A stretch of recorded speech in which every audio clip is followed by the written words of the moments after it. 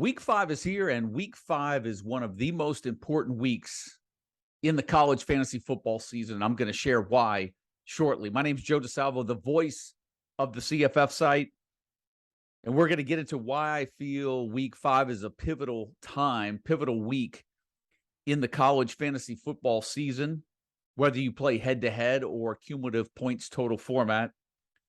But on this week's show, we're going to do it very similar to last week. We're going to go through the conferences, and I'm just going to highlight some of the areas, some of the games, some of the players that are really jumping out to me. I think for the most part, what we see is what we're going to get.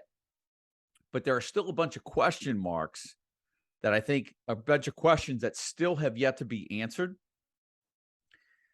And that's where I'm going to focus much of my attention on this week because, and here's why I feel that Week 5 is one of the most important weeks of the season, because we're now transitioning out of the non-conference portion of the 2022 college football schedule. You know, we mentioned in the preseason and over the last few weeks, teams like Kent State were sort of yield signs, stop signs in regards to playing some of their players. I know they surprised down at Georgia last week, but you know, we knew 3 of those first 4 games of the year were going to be tough, and now they're moving into MAC play, and you're probably going to see an offensive explosion. So if you've been able to survive the first 4 weeks, you know, with a player like Colin Schlee at quarterback, then I think you're in for some greener pastures. But the non-conference schedule for most, even for Power 5 teams, really leaves us with some questions going into the conference schedule, just sort of based on their strength of schedule so far.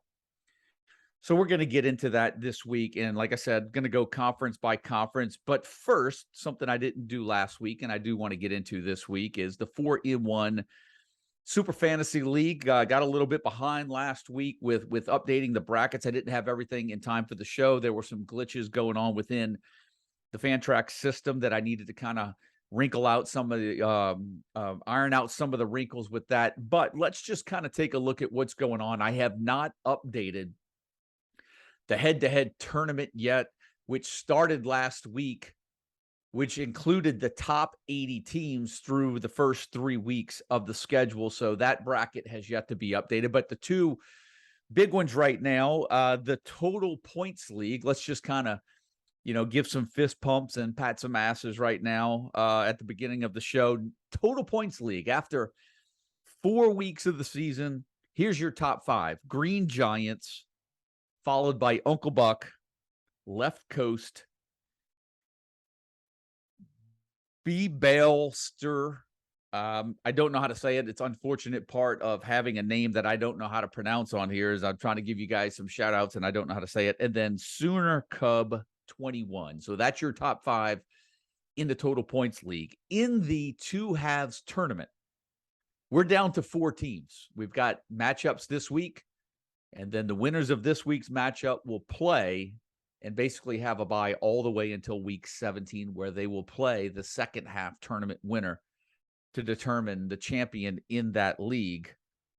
And yes, the winner of the first half tournament will find themselves in the second half tournament as well. So if you happen to win both tournaments, you win the entire first and second place. But let's look at the semifinals in the first half tournament bracket. Andrew P. Katz, friend of the site, plays Donkeys this week in the first semifinal, and Rosie Bugsy takes on Crypto Maniac Z in the second semifinal match. So here's the great thing about the 4-in-1 Super Fantasy League. I put pros and cons. I'll throw it out to you guys right away. I warned you all in the preseason. I warned you in the show sort of what the thing to look out for. The biggest thing that you were going to have to be aware of is leaving guys in your lineup for multiple weeks, starting guys on a Saturday, and then the Thursday, Friday games come and you leave those guys in your lineup, not take them out.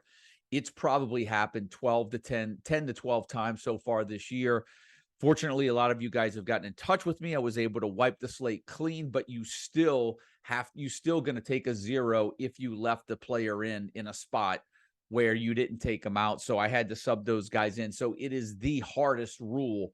It is the hardest thing in this league, is staying on top of your lineup and taking guys out in time so you don't get caught doubling up a player, because remember, you can only start him one time in 1 week, in any 1 week for the rest of the year. But here's the greatest thing about the 4-1 league, even though that is the most challenging, is that we're looking at the semifinals of the first half tournament and the top 5 in the total points. In other words, the guys that have accumulated the most points through 4 weeks, and the top 5 in the total points league are completely different names from the 4 teams that are still remaining in the first half tournament. And that's the beauty of these 4 different formats, is there's, they're known for,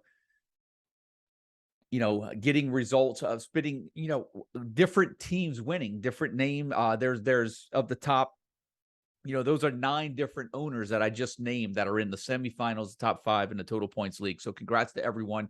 Long way to go, because even if you're within the top 50 right now, you've still got a shot at the total points, and you're still alive in all the tournaments. We've got the eliminator coming up. So there's a lot of things coming up in the next few weeks in the 4-1 Super Fantasy League. So stay up on that. Even if you feel you've fallen behind, still a ways to go. So let's get into week 5. And so I mentioned this was a really pivotal week for me, and in regards to college fantasy football. And you're going to see that with some of the teams, some of the players that I'm going to discuss this week, because sometimes the Power 5 teams, their non-conference schedules are so easy. Sometimes it's a mirage. We think we've got the golden ticket, and then things fizzle out. A lot of things, then we, look at players in Power 5. They go through the tougher non-conference schedule, and then they get into, the conference schedule, and things start taking off for them. So we're going to discuss a little bit of that this week, because there are still a number of teams / players that I'm still up in the air on. You got some nuggets, even looked into some target data going into this week's show. So that's going to sort of be the topic, the basis, the jumping off point for the show. We're going to start in the AAC. In the ACC. We're going to go Power 5 only. So if if you're a Power 5 only guy, you're going to want to, tune into the first half. And if you're full FBS, then go ahead and take it all in. I'm going to go through all of the conferences. My partner, Mike Bainbridge, is busy right now trying to get those Saturday and Saturday night slates written up for you guys. And so the projections, the week 5 player projections, the top 20, the Friday night slate write-up will all be on the site by the time this uploads Thursday evening. And maybe we get the Saturday slate as well to you guys by Friday morning. So let's start in the ACC, and where I really want to just want to begin is just with Louisville. And I start there because Malik Cunningham with a slow start to the year, but he's come alive, 3 straight 100-yard rushing games. He's gone for 5 rushing TDs in the last 2 games. And so now we're getting some life from Malik Cunningham now. Remember, that was my preseason top quarterback going into the year. He's getting some things going. And so it's nice to see that kind of playing out as at least I was hoping to. And so let's see if he can make a run for another 20 rushing touchdowns this year, see if he can get close to that number. And if so, you guys are golden that have him on your fantasy team. Sticking in the ACC, I do want to talk about Wake Forest and Florida State just real quick. Hartman, great start after, missing the first, just bit of the season. At least 3 touchdowns passing into 3 games he's played. He's looked really good. The yards have been there. I know there's been some disappointment with A.T. Perry for some of you guys, but I think that's going to be expected right now. There are so many weapons Wake Forest that they're utilizing right now. The surprise has been Jamal Banks, who has thrown up back-to-back games with 2 touchdown performances. But I watched some of that Wake Forest game last week. Hartman missed Perry on a big throw down the sidelines. I feel like if one of those just connects, we're about to see an explosion game out of A.T. Perry. So I do think it's coming. You've got to be patient, but Wake's got a lot of weapons, but they're going to throw the ball around. So I think you've got to be, you're still okay with A.T. Perry. The only difference with Hartman right now this year compared to last year, and we'll see if he can make it up in the passing numbers, And I don't know if his, late preseason condition has anything to do with it, but last year he did rush for 11 touchdowns in 3 games so far. We've played 4 weeks. He's yet to find the end zone on the ground. That's the biggest difference between his numbers, I think, this year compared to last year. And while I'm on that topic with quarterback running, Wake Forest plays Florida State this week, and I was high on Jordan Travis in the beginning of the season. He got that injury last week, 2 weeks ago, so he came out of the game early. Wound up playing last week, and I didn't really, I wasn't going to expect much with, his legs. And, of course, I think he had 1 rush attempt, and that's it. And so I think with Jordan Travis, for as much as I liked him in the preseason, him being banged up right now, I think really limits him. And I don't know how much rushing, how many running attempts we're going to get out of Jordan Travis. I think you're going to see them, he's going to be more of the game manager, passer. He'll move when he has to move, maybe kind of slide in the pocket, try to find some time for his receivers downfield, and they're going to lean on that running game. And let's see if the defense can kind of keep Wake Forest, let's see if they can kind of limit Wake Forest opportunities. But that's one matchup in the ACC I'm really looking forward to, but limited potential. I know I have Jordan Travis in a couple of leagues that are non-best ball, and I just don't know if I'm going to start him this week, even though I like the potential, because of what drew me, the appeal to Jordan Travis was his dual threat ability at the beginning of the year. And if that's limited right now, I'm a little concerned about his ceiling when it comes to his fantasy potential this week, at least. North Carolina, I think the one thing to point out, getting Antoine Green just gives them another passing weapon. I think makes Drake May just that much more dangerous. Remember, they got Josh Downs back as well. So, if you've got May right now, you've got to feel really good now going forward, particularly with a big play threat like Green in there. So that just makes the North Carolina offense that much better. And then the last team I want to talk about in the ACC is just Syracuse right now. A lot of questions coming in. Do we start Syracuse players versus Wagner? And I do think you have to start, Garrett Schrader, Sean Tucker in this matchup.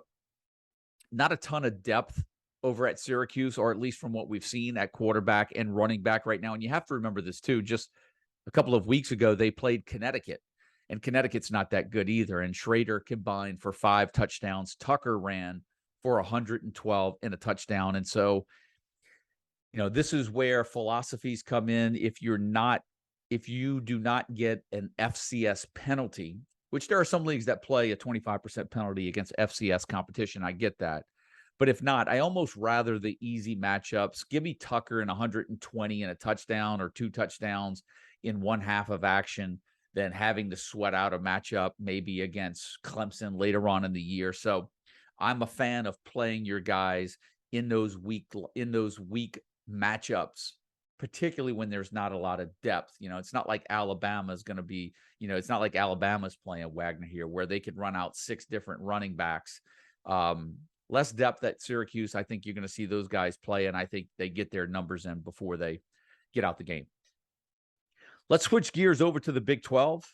And I'm going to start with Kansas State. If you get the notes and observations, just one thing that really stuck out to me, running back Deuce Vaughn last week did not score a touchdown. It was the first time, I think, in 17 or 18 games that he's been at Kansas State in a Kansas State uniform in which the Wildcats scored at least 30 points, and he did not score one of the touchdowns. So last time, that was the first time that happened. Look, Vegas says that Kansas State's good for 30 plus this week, so Vaughn should get right back on it. We're expecting a big week from him. Let's go over to Kansas, because this is one I want to spend some time on, because Jalen Daniels has been absolutely incredible through the first few games of the year.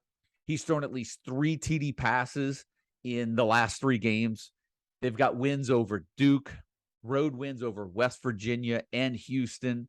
He's rushed for at least 80 yards in each of the last 3. But yet I'm still not sold. And I may be in the minority on this one, but I do think it does help that they're home against Iowa State. But here's, that win against West Virginia was nice. West Virginia hasn't proven to be much. They got the win over Duke. I thought they caught Houston at a really good time. I like Kansas in that spot. Houston coming off of that really big loss in overtime against Texas Tech when I was saying that that was the win that Houston needed to make a deep run.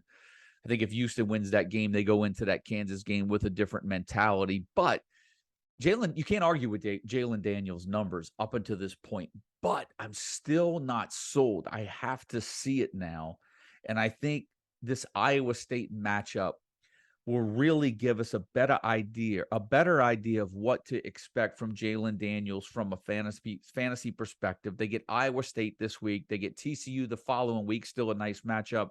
And then they go to Oklahoma. They go to Baylor. They get Oklahoma State at home. So that 3-game run, I think how he does in this matchup against Iowa State really will dictate, I think, his predicted fantasy value going into those future games. So that's one that I'm really kind of keeping my eyes on this week, but I'm not sold yet on Daniels. Let's see him do it against Iowa State, and perhaps I'll be on that train. And then over at Iowa State, the one thing that just really sticks out to me, Xavier Hutchinson, 52 targets through 4 games so far. He's getting 13 targets a game. The next closest player on the team, Jalen Noel, with 25. So Hutchinson getting twice as many targets as the next closest player on the team, and that's why he's up there high in the rankings this week. I mentioned Jalen Daniels. Well, let's go with a little bit of a proven name too, and Spencer Sanders, a guy that I even have in some leagues, right? 13 touchdowns through the first 3 games of the year, but let's look at the schedule again. I'm going to reference that. Central Michigan, Arizona State, Arkansas Pine Bluff. They get Baylor this week on the road.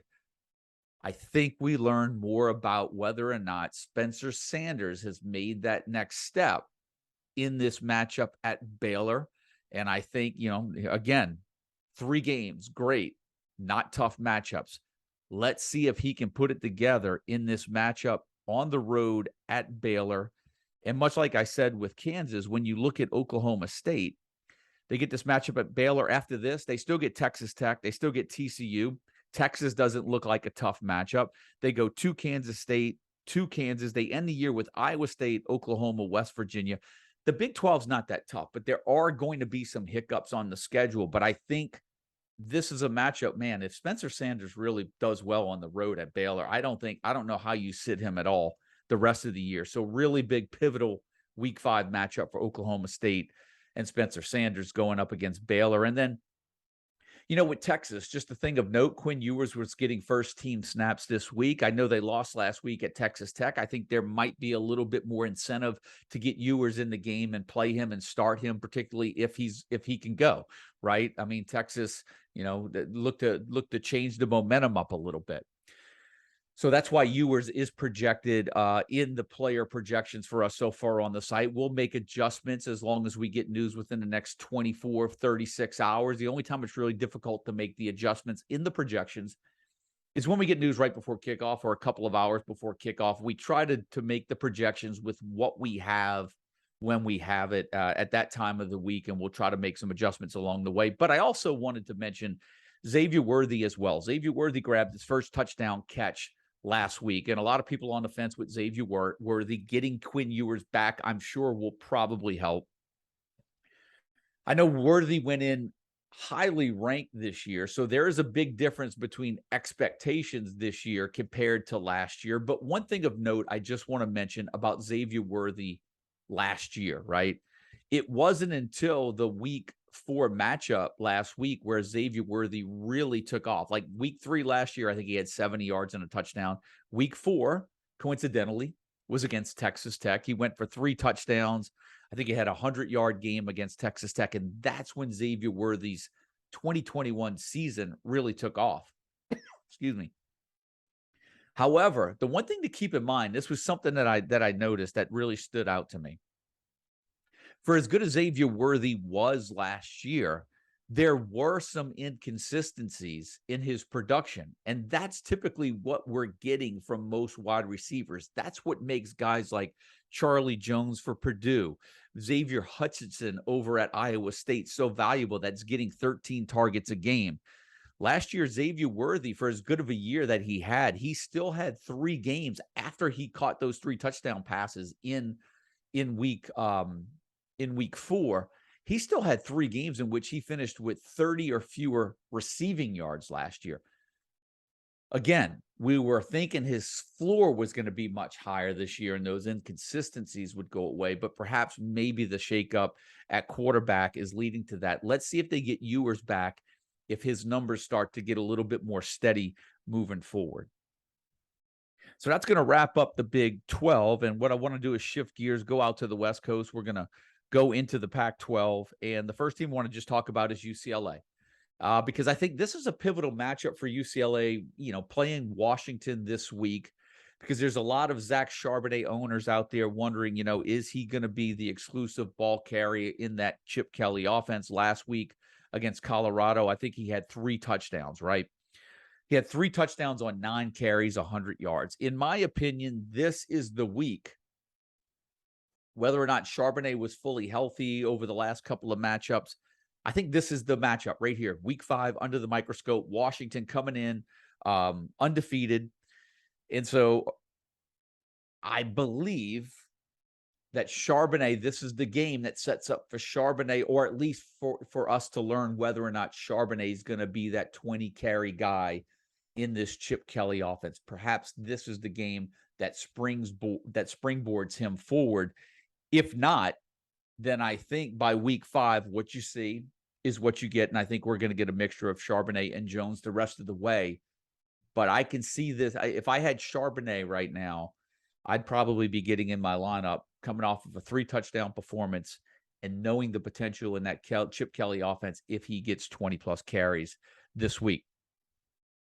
Another question at running back, Utah. Last week, we learned that Tavion Thomas, first half suspended. We projected a big week for him last week, and he gets suspended for the first half. I know a lot of you guys out there are a little nervous about not knowing what to expect from Tavion Thomas. I get it. I'd be the same way if I had Thomas on my roster, but the potential in that offense is too great. And I think you got to roll the dice with Thomas, and you've got to get him in your lineup. Another running back I want to touch on in the Pac-12, Cal running back Jaden Ott, coming off that 19-carry, 274-yard, 3 touchdown performance last week.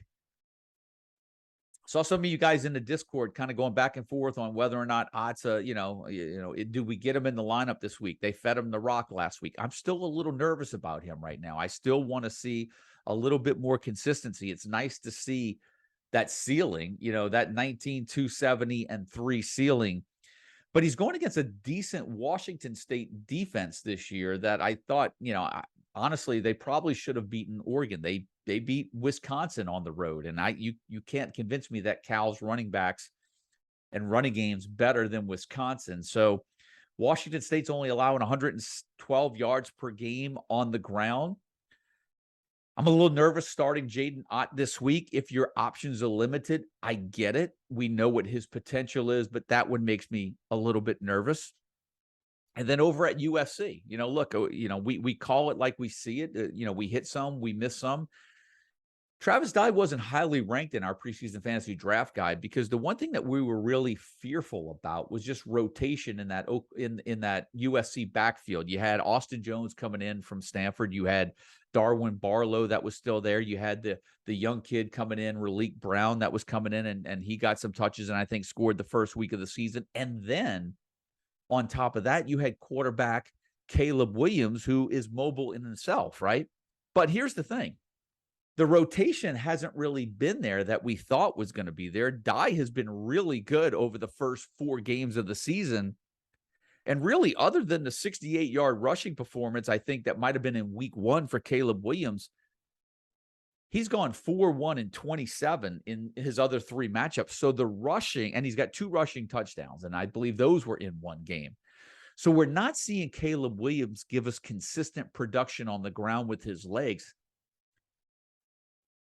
Maybe you don't like that if you're a Caleb Williams owner because you want to see a little bit more of that. But if you're a Travis Dye owner, you're certainly welcoming that right now. And so Dye right now has been really good up until this point. Like I said, I mean, in that offense, you got to worry about a little rotation. Is he the 25 carry, 300-yard, 3-touchdown player? No, but if you could get a consistent 100 yards and a touchdown, maybe 2 from him, that's really good, and a lot more than I thought it was going to be with rotation in the backfield, which quite honestly, Dye looks like he's been, running back 1 there with I don't think there's any fear of much rotation right now. So keep your fingers crossed, and hopefully I didn't jinx you guys that have Dye. But I did want to touch on him, just the way that we undervalued him a little bit in the preseason from what we thought we were going to get to what has actually happened, right?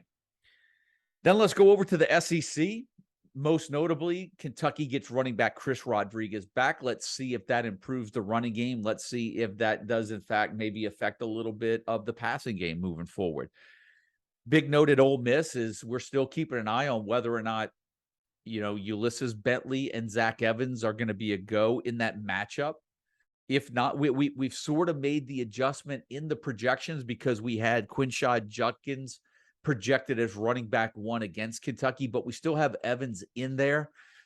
If Evans is a wash and he's out of that game, Quinshad Judkins is an absolute must start, in my opinion.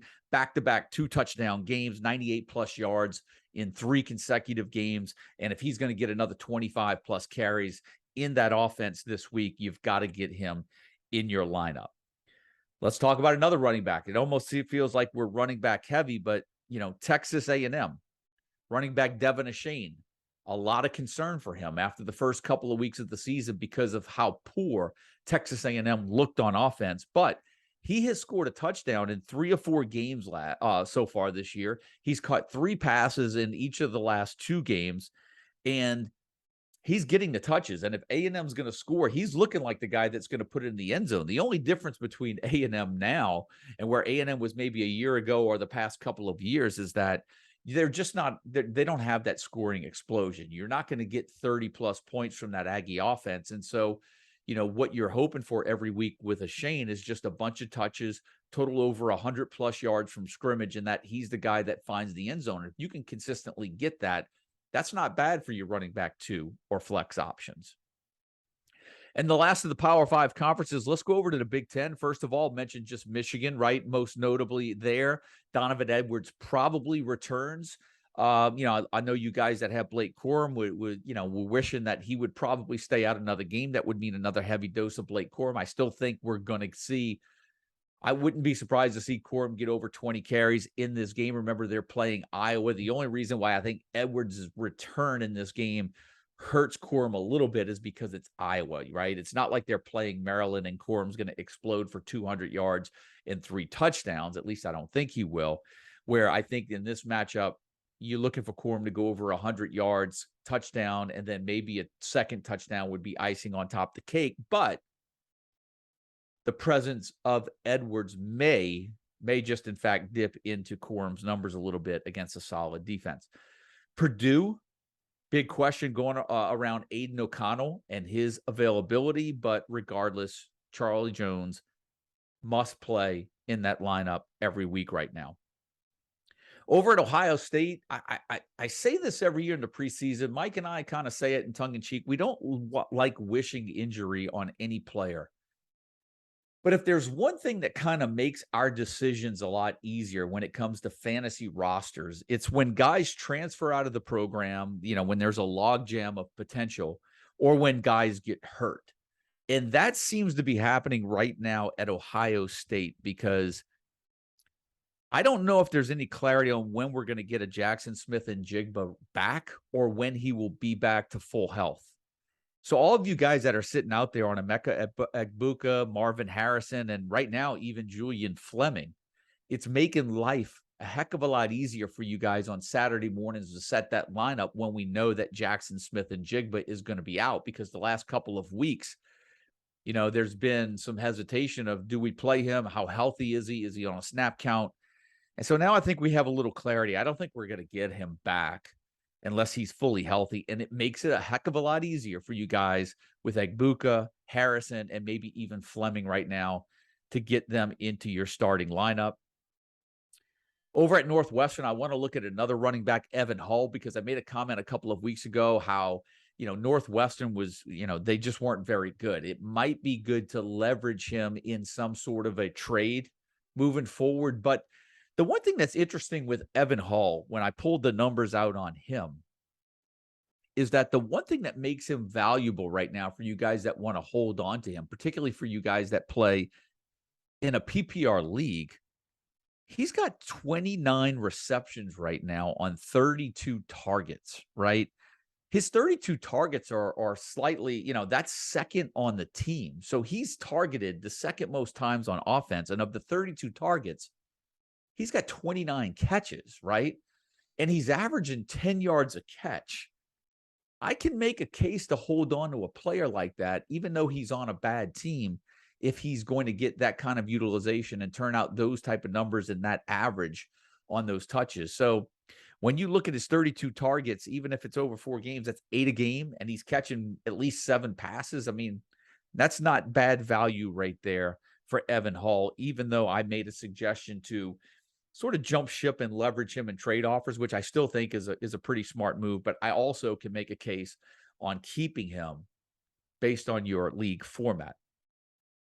And then another player, Indiana receiver Cam Camper. And this is why I want to focus on him. He's got 33 catches so far this year on 62 targets.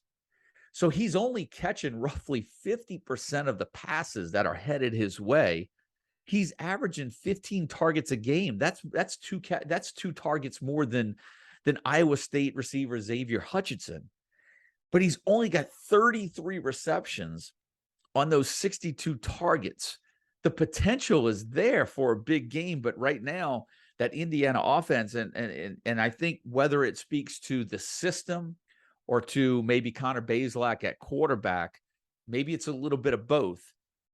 But 33 catches on 62 targets just kind of speaks to the potential of Camper in that offense. So that's going to wrap it up for the Power 5 conferences. We're going to shift gears and go into the Group of 5 for you guys that play full FBS. Like I said, projections are uploaded on the site. Some of you guys coming in that got the projections and still want to get Mike's DFS write-ups. I mean, if you're jumping into DFS, remember, whether you're playing on FanDuel, DraftKings, or doing prop bets over at places like Prize Picks, it's never too late in the season to get into that. Get in, get the projections get our weekly projections, build some lineups, some rosters. And so, for some of you guys that are feeling a little down because you've had a bad start in some of your redraft leagues, seasonal leagues, seasonal leagues, keeper leagues, whatever you play in, it's never too late to get into daily fantasy football.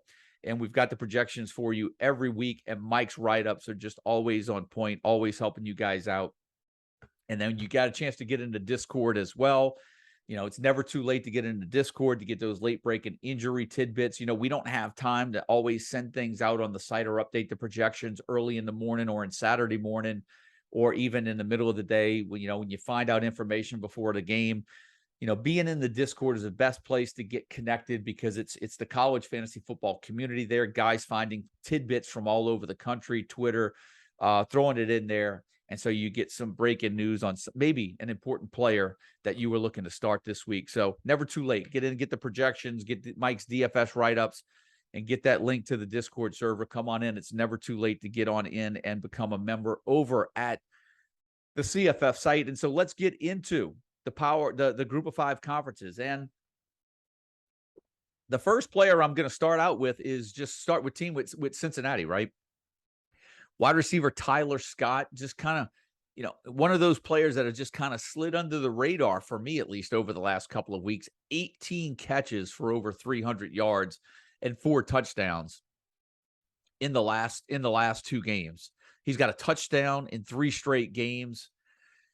He's been targeted 38 times in 4 games. And so that's much different from what we're used to seeing, the last few years with Desmond Ridder at quarterback, Jerome Ford there at running back. We're seeing, with Ben Bryant at quarterback, we're seeing a different system over at Cincinnati, and a receiver like Tyler Scott has been a wonderful find for some of you guys this year.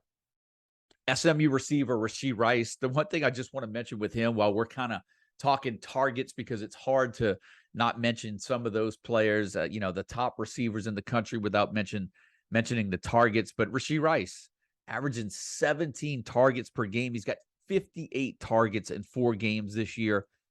The next closest player on their team, Kelvonte Mucci Dixon, with 18. So Rice has 40 more targets. Just goes to show you the value and why he's ranked so high. They're going to look for Rice as much as possible. Jake Bailey, his presence is starting to be felt in that lineup, and so he had a big game.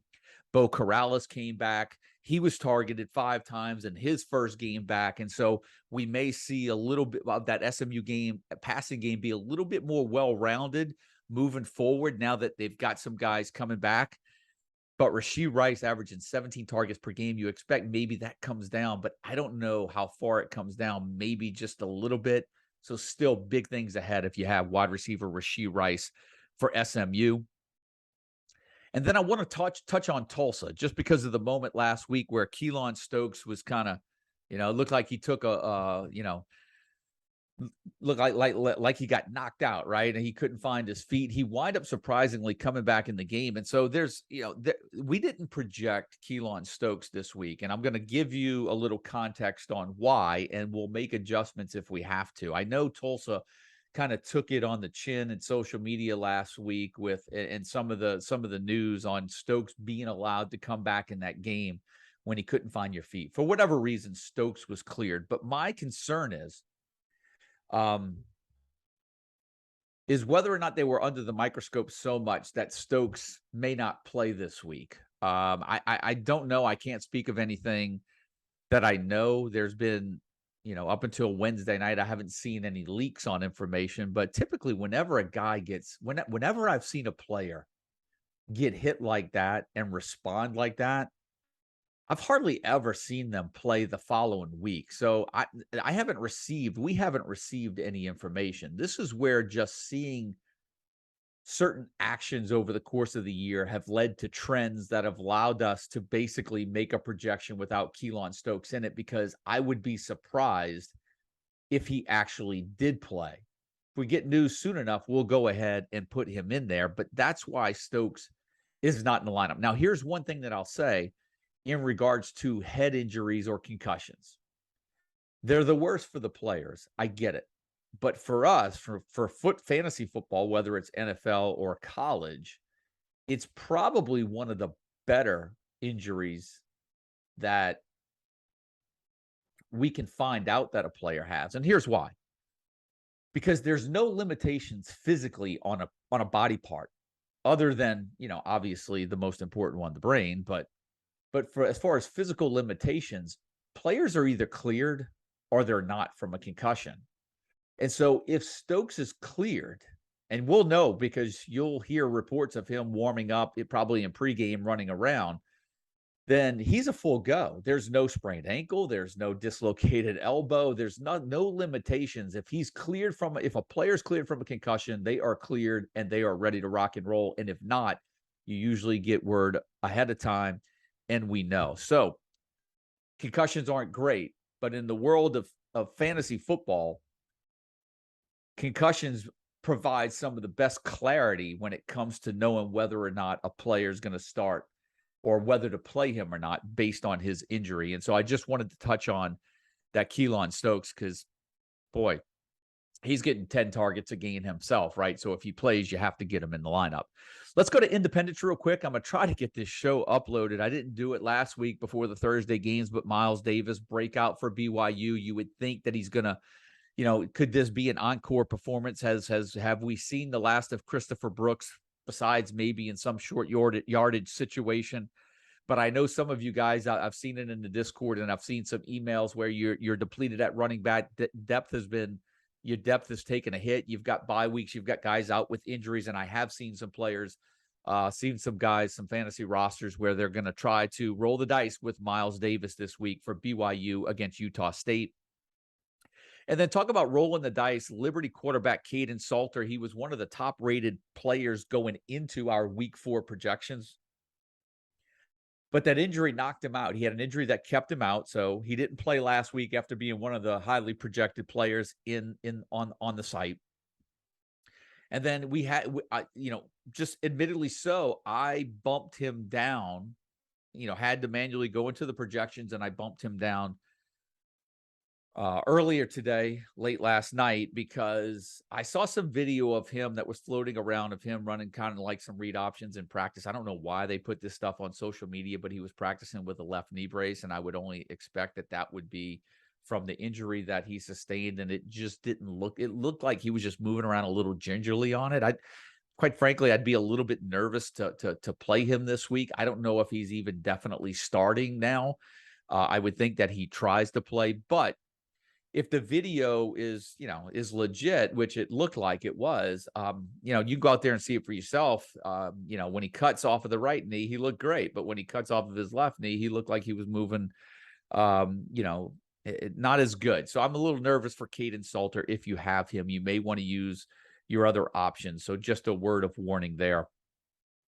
Over in Conference USA, Middle Tennessee running back Frank Peasant has been just a pleasant surprise for a lot of you guys. And here's one of those games where Middle Tennessee loses 44-6 to James Madison in week 1. Then they beat Colorado State, which wasn't very good. Frankly, dominated them early in the game. That was over early. Then they dominate Tennessee State.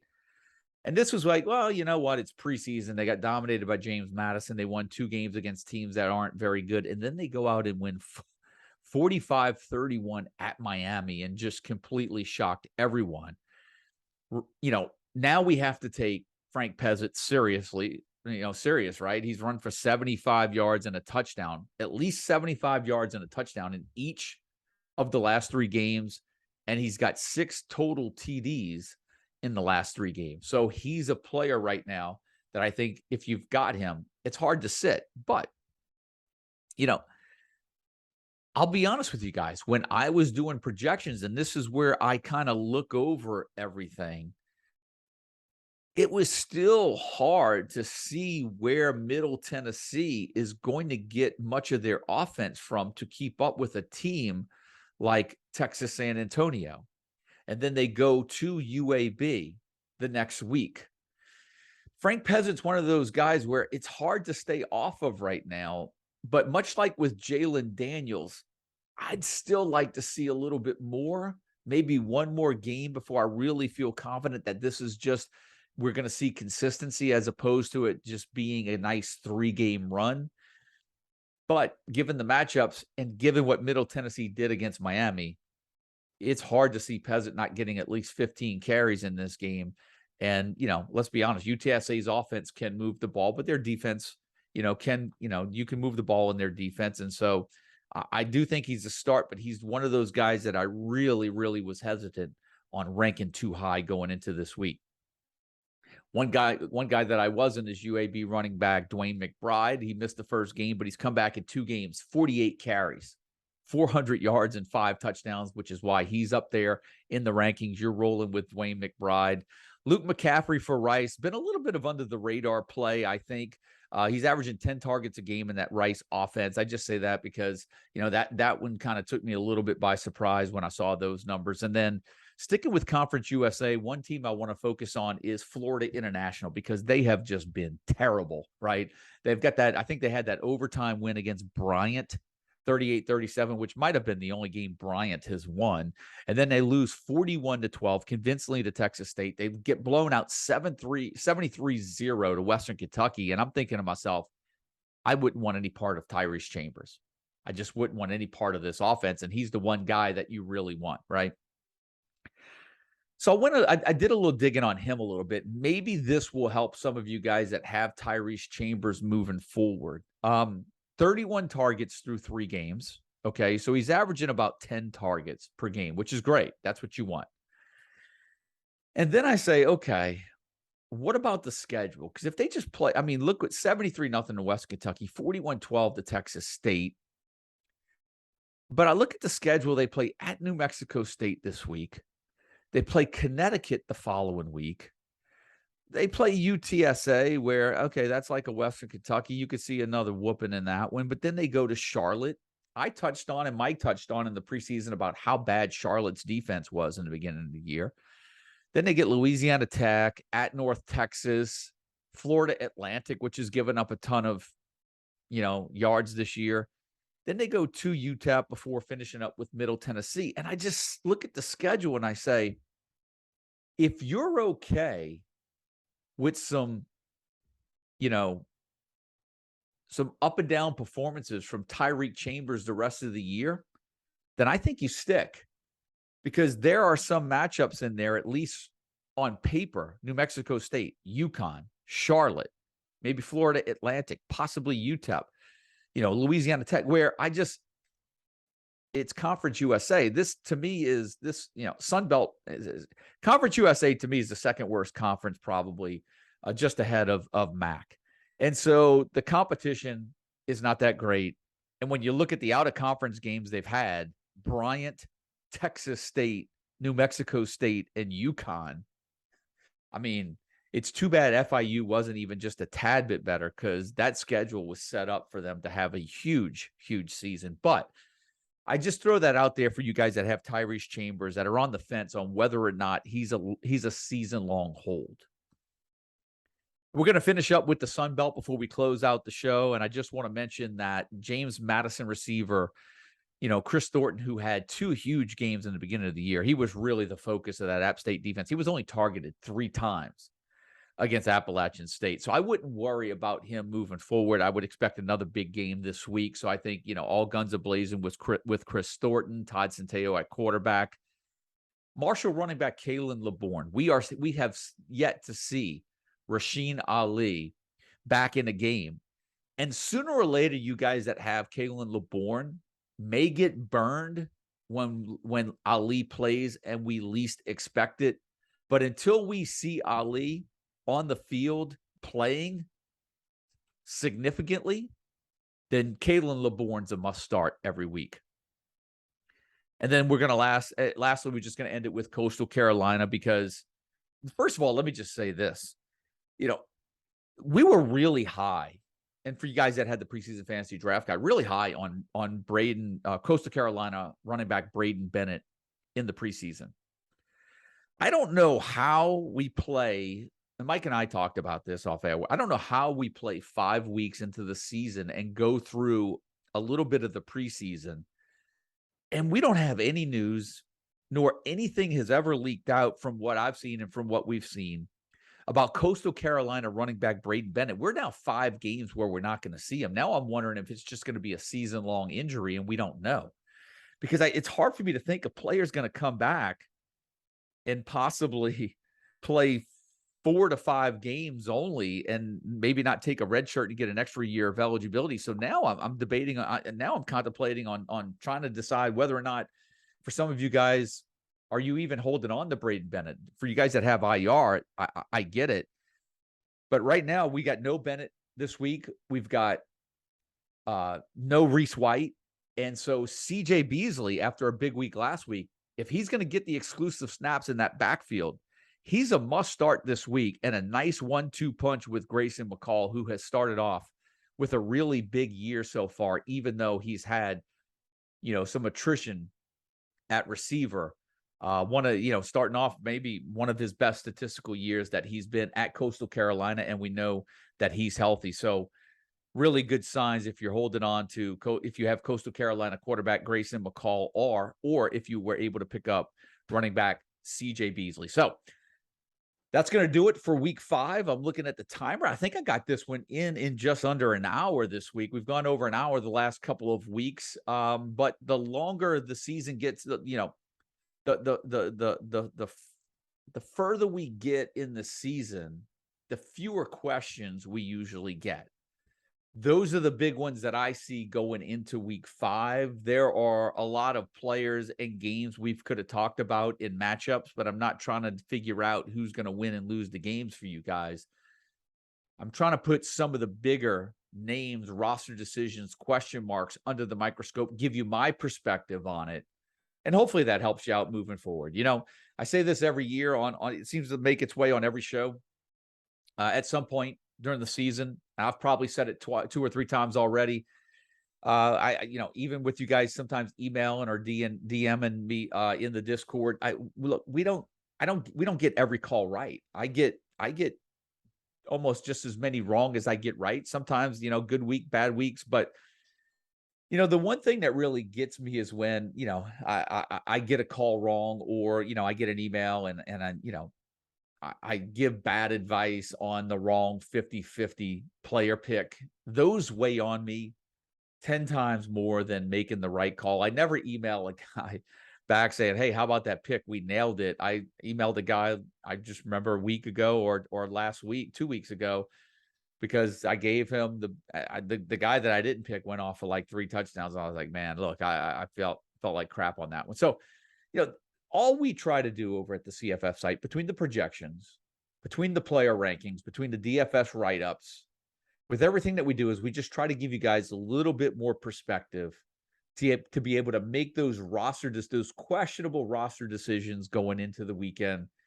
And sometimes we got to let the chips fall where they may. And like I said, sometimes they hit, sometimes we don't. Sometimes the projections miss, sometimes they get them right. Hell, Vegas is off sometimes, big time. So nobody's perfect in this game. Health plays a big part of college fantasy football. And unfortunately, we don't get an injury report every week. And so, hopefully, the auto sub feature is working for some of you guys. I've heard there's some glitches out there, but we'll see how Fantrax deals with those moving forward. I've been in contact with them throughout the season, trying to see if we can kind of fix the bugs or the workarounds of just trying to, improve the integrity of the auto sub system. So, with all that being said, guys, look, week 5 is here, pivotal week. We're going to learn about some players that have started off really fast and see if they're going to hold true. And we're going to see some guys that that haven't done much. Maybe you guys have dropped some players and they're going to come back up, and maybe a different team's going to pick them up off the waiver wire. But we'll have all the waiver. Mike's got the waiver wire, does a great job with the waiver wire stuff every Monday. Notes and observations will be up there on the site as well. Week 5, pivotal matchup for a lot of you guys. It's moving time now. Conference games are starting. So that's it. For the CFF site, my name is Joe DeSalvo, and that does it for the Week 5 show. You'll see me, hearing from me in Week 6. Till then, good luck, guys.